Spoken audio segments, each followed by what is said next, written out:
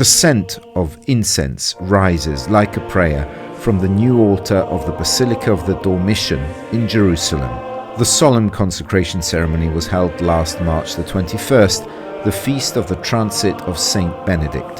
This is the first time the Basilica has been used for worship in over 2 years, when restoration work began on the entire complex, which is expected to be completed by Pentecost, at least as far as the Basilica is concerned. It's so meaningful because the center of each monastery, and if you read the rule of Saint Benedict, is Jesus Christ himself. And the altar represents Christ himself in the monastery. And for me, it's like a starting point. Now, the cornerstone of our monastery, it's now inaugurated, Christ himself. And now it's time to rebuild the monastery also from the inner point.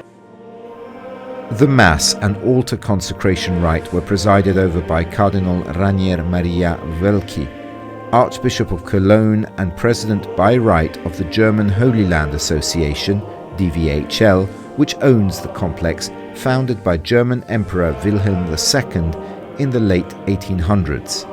The rite takes place at the heart of the Mass at the beginning of the Eucharistic liturgy and involves some very evocative gestures.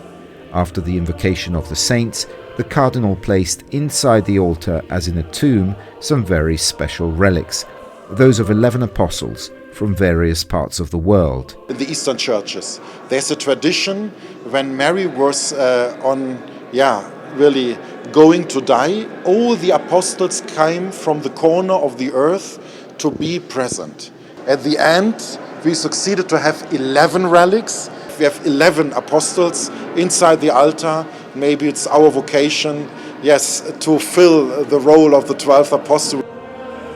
A meaning highlighted by the handing over of 12 candles to as many workers who worked on the restoration of the Basilica, who placed them in the 12 pillars that, like the apostles, support the church.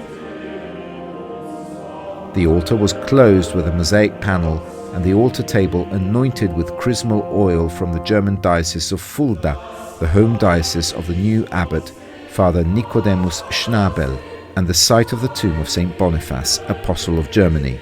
The evocative moment of incensation then took place, at the end of which the altar was covered and festively adorned. For the Benedictine community, which has lived here almost uninterruptedly since 1906, the new altar is also a reconfirmation of the vow of stability and presence in this land for all who inhabit it. We are here, and we are really here as living stones. We are here to open the heaven for the people here, for the pilgrims. This is Dormition Abbey, the place all are welcome, and we really open our place and we dream and live. Really, Jerusalem is an open city. That's a real image of the heavenly Jerusalem, or a little bit a seat of the heavenly Jerusalem. We hope we will all be united.